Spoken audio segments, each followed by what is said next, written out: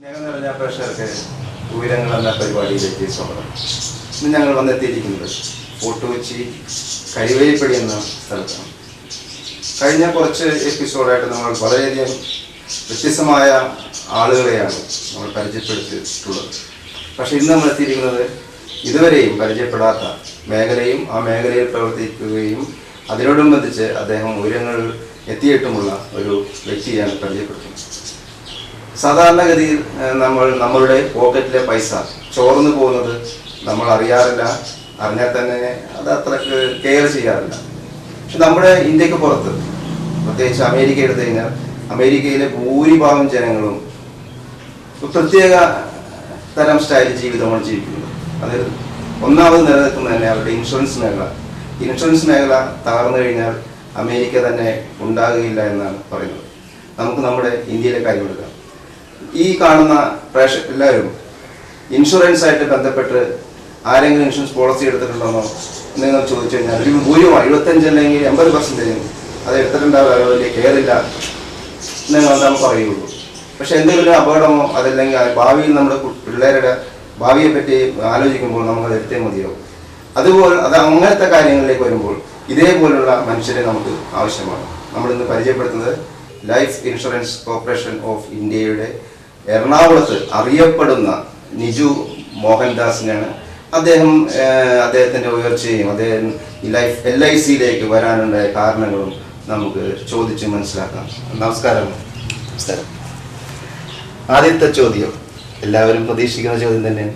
എത്ര നാളായി ഈ LIC ലൈഫ് ഇൻഷുറൻസ് ഓഫ് ഇന്ത്യയിലേക്ക് വർക്ക് ചെയ്യാൻ തുടങ്ങിയിട്ട്?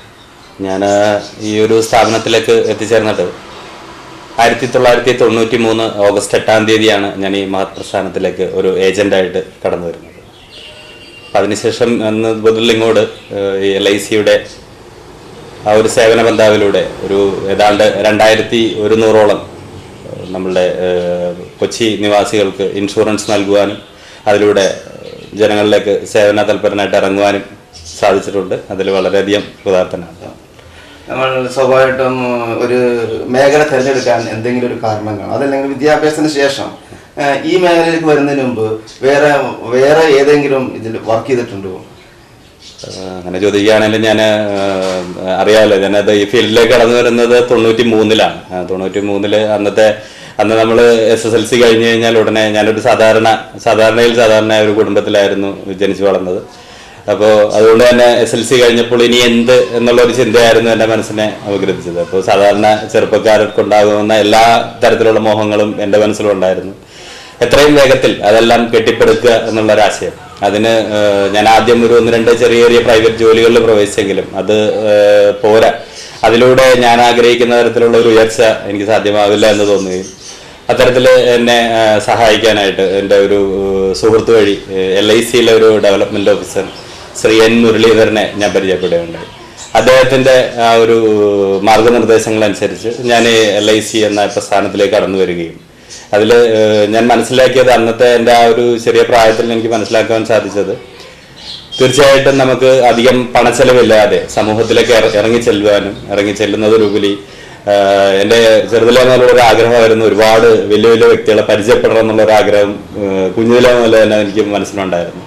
അപ്പോൾ യാതൊരു മുഖവരെയും കൂടാതെ അവരിലേക്ക് ഇറങ്ങിച്ചെല്ലുവാനും അവരുമായിട്ട് നമുക്ക് സംവേദനം നടത്തുവാനും അല്ലെങ്കിൽ നമ്മളുടെ ആ ഒരു പരിമിതികൾക്കുള്ളിലൂടെ എന്തെങ്കിലും ഒരു സേവന ബന്ധാവിലൂടെ നമ്മളുടെ ഒരു തൊഴിലും കൂടെ കണ്ടെത്തുക എന്നുള്ളൊരു ഉദ്ദേശമാണ് ശരിക്കും ഇങ്ങനെ ഒരു ഏജൻസി പ്രവൃത്തിയിലേക്ക് തന്നെ വഴിതെളിച്ചത്. ആദ്യമായിട്ട് ചെന്ന അല്ലെങ്കിൽ തന്നിട്ടുള്ള പോളിസി ആ ഹോൾഡർമാരെ ഇപ്പോഴും ഓർമ്മയുണ്ടോ?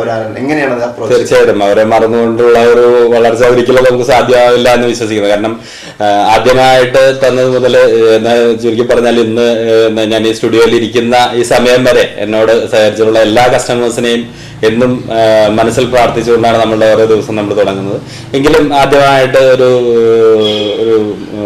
ഗൾഫിൽ ഭർത്താവ് വർക്ക് ചെയ്യുന്ന ഒരു സാധാരണ ഒരു കുടുംബത്തിൽ അവരാണ് ആദ്യമായിട്ടൊരു ചെറിയൊരു പയ്യൻ വന്നു, അദ്ദേഹം ഒരു തൊഴിൽ തുടങ്ങുന്നു എന്ന് പറഞ്ഞാൽ ഞാൻ തീർച്ചയായിട്ടും എൻ്റെ ഒരു റിലേറ്റീവ്സിൻ്റെ അടുത്തോ അല്ലെങ്കിൽ ഒരു സുഹൃത്തിൻ്റെ അടുത്തോ അല്ല പോയത്.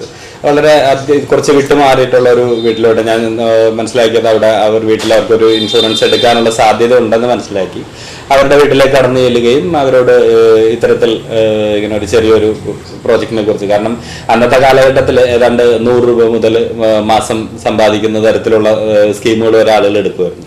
അത് പറഞ്ഞ് മനസ്സിലാക്കാനായിട്ട് സാധിക്കുകയും തീർച്ചയായിട്ടും അവർക്ക് എത്രത്തോളം ഞാനതിൽ വിജയിച്ചു എന്നറിയില്ല, എങ്കിലും അവരാണ് ആദ്യമായിട്ട്, കുടുംബമാണ് എന്നെ ആദ്യമായിട്ട് എനിക്കൊരു പോളിസി തന്ന് സഹായിച്ചത്. താങ്കളുടെ ഈ ഇത്ര നാളത്തെ ജീവിതത്തിൽ പഞ്ച്വാലിറ്റി എങ്ങനെയാണ് എനിക്ക് ഇഷ്ടപ്പെടുന്നത്? കാരണം വെച്ചാൽ സാധാരണ ഇപ്പോൾ 9 മണിക്ക് ഒരാളെ കാണാൻ പോകണം എന്ന് തീരുമാനിച്ചു ഒരു അപ്പോയിൻമെന്റ് ഫിക്സ് കഴിഞ്ഞാൽ അത് ഒരു കാലത്തെണീറ്റ് കഴിഞ്ഞാലുള്ള പ്രവർത്തന രീതി എങ്ങനെയാണ്?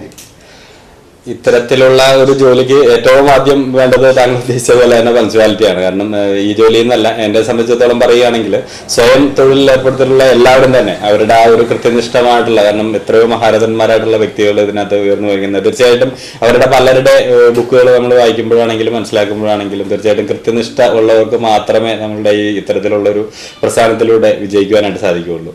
അപ്പം അത്തരത്തിൽ ഞങ്ങളുടെ തൊഴിലുള്ളത് വളരെ പ്രാധാന്യമാണ്. കാരണം ഒരുപാട് തിരക്ക് പിടിച്ച ഷെഡ്യൂളിനിടയിലും അതുപോലെ തന്നെ ഏറ്റവും ആദ്യം ഏതൊരു വ്യക്തിയും മാറ്റിവെക്കാനായിട്ട് ഉദ്ദേശിക്കുന്ന ഒരു സംഭവമാണ് ഇൻഷുറൻസ്. തീർച്ചയായിട്ടും നമ്മൾ ഒരു അപ്പോയിൻമെന്റ് ഫിക്സ് ചെയ്തു, ഒരു 10 മിനിറ്റ് ലേറ്റ് ആവുകയാണെങ്കിൽ അതായിരിക്കും അവർ ആദ്യം കാണുന്ന എക്സ്ക്യൂസ്. അതുകൊണ്ട് തന്നെ അത്തരത്തിൽ വരാതിരിക്കാനായിട്ട് ഞാനും എന്നെ പോലെ പ്രവർത്തിക്കുന്ന എല്ലാവരും തന്നെ വളരെയധികം ശ്രദ്ധിക്കാറുണ്ട്. 93 മുതലാണ് താങ്കൾ ഇതിനകത്ത് ഇറങ്ങിയെന്ന് പറയുന്നു. അന്നെന്ന് വെച്ചാൽ ഇത്രയധികം പരസ്യങ്ങളൊന്നുമില്ല, ലൈസിനെ പറ്റിയൊന്നും അത്രയും ജനങ്ങൾക്ക് അവയർനെസ് ഇല്ല.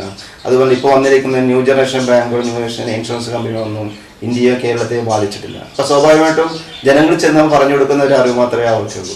ആ കാലഘട്ടത്തിലുണ്ടായ എന്തെങ്കിലും സംഭവങ്ങൾ നിലനിൽക്കുന്ന വിവരിക്കാം. ഞാൻ നേരത്തെ സൂചിപ്പിച്ച 93 കാലഘട്ടങ്ങളിലാണ് ഞാൻ ഈ പ്രസ്ഥാനമായിട്ട് ആദ്യമായിട്ട് ഇറങ്ങുന്നത്. അന്ന് ഇല്ല എന്ന് പറയാൻ പറ്റില്ല, കാരണം അന്ന് ഏറ്റവും കൂടുതൽ ജനങ്ങൾ പിയർലെസ് എന്ന് പറയുന്ന ഒരു സ്ഥാപനത്തിലാണ് ഏറ്റവും കൂടുതൽ എൻ്റെ തരാതരക്കാട്ടുള്ള അല്ലെങ്കിൽ എൻ്റെ സുഹൃത്തുക്കളൊക്കെ ആയിട്ടുള്ള ഒരുപാട് പേര് വർക്ക് ചെയ്തിരുന്ന സ്ഥാപനമാണ് പിയർലെസ്.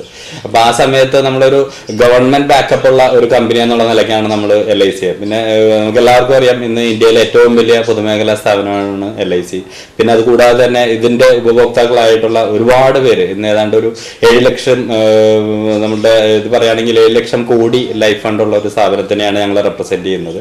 അപ്പൊ അത്തരത്തിൽ നമ്മൾ കടന്നു വരുന്ന വഴികളിൽ ഒരിക്കൽ പോലും നമുക്ക് ഈ സ്ഥാപനത്തിന്റെ ബാനറിൽ പോകുന്നുണ്ട് അങ്ങനെ ഒരു ബുദ്ധിമുട്ട് എൻ്റെ ജീവിതത്തിൽ എനിക്ക് അനുഭവപ്പെട്ടിട്ടില്ല എന്നുള്ളതാണ്.